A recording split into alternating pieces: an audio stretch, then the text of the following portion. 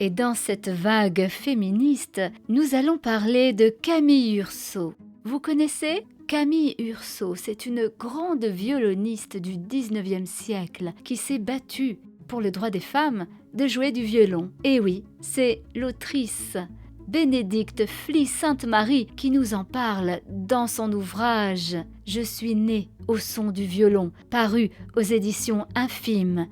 Bénédicte Fly-Sainte-Marie est journaliste.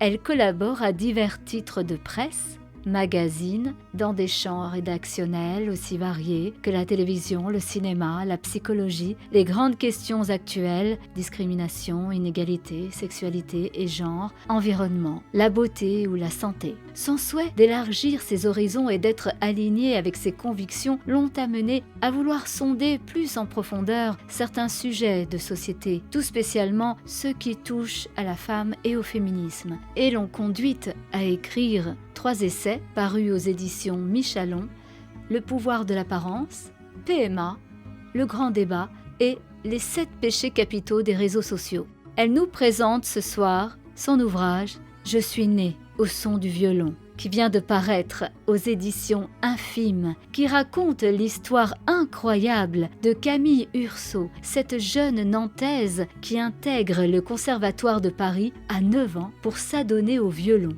instrument considéré au XIXe siècle comme viril et donc réservé aux hommes. Camille Urso traversera l'Atlantique et deviendra une icône aux États-Unis et mènera 50 ans de carrière remplie de succès. Féministe dans l'âme, Camille Urso s'est battue pour que les musiciennes soient reconnues et puissent être intégrées dans les orchestres. Le saviez-vous ? Non, c'est normal. Comme beaucoup d'artistes, d'autrices et de scientifiques, Camille Urso a été victime de la fameuse mentifrication, phénomène d'invisibilisation des femmes dans l'histoire. Bénédicte Fly-Sainte-Marie a eu la bonne idée de lui donner la place qu'elle mérite dans cette biographie unique, très bien documentée et passionnante. Elle offre de nombreuses réflexions sur la condition des femmes d'hier et d'aujourd'hui, et ces discriminations qui résident encore de nos jours. On écoute un extrait.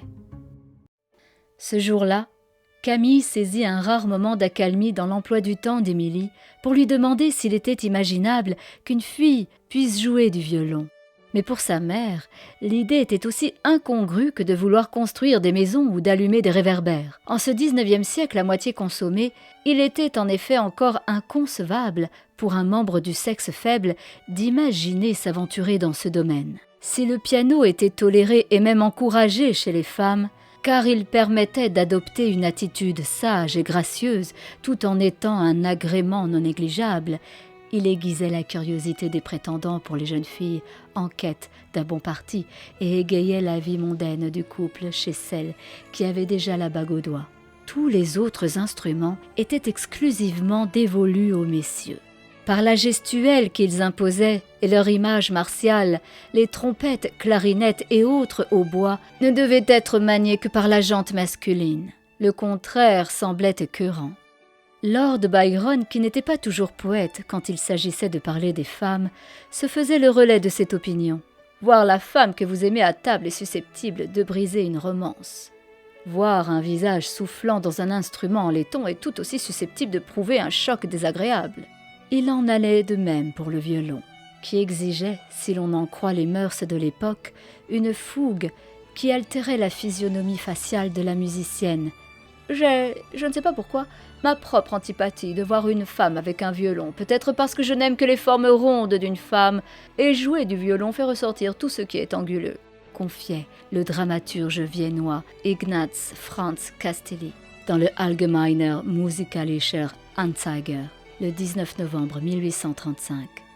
Si le violon ne pouvait s'accorder avec la délicatesse et la faiblesse censées être le propre de la femme, sa nature d'ange de la maison, qui engendra le fameux poème de Coventry Patmore, c'est aussi parce que beaucoup des maîtres qui avaient marqué de leur empreinte la discipline depuis 1800 s'étaient employés à lui donner des accents très guerriers. Pierre Rode avait été le violon solo de la musique particulière de Napoléon lorsqu'il était premier consul.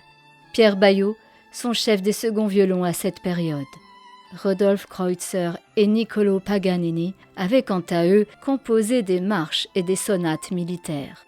Le violon était donc perçu comme un sport viril et belliqueux. Il nuisait, selon ces messieurs, à la joliesse de la figure des dames. Et la posture qu'il les obligeait à adopter était jugée outrée et impudique chez les personnes de leur genre, à une époque où les saltimbanques féminines, toutes spécialement les comédiennes et danseuses, étaient regardées avec à peu près autant de mépris que les prostituées. Sans compter qu'elles appartenaient à la confrérie des artistes qui, de manière générale, avaient mauvaise presse.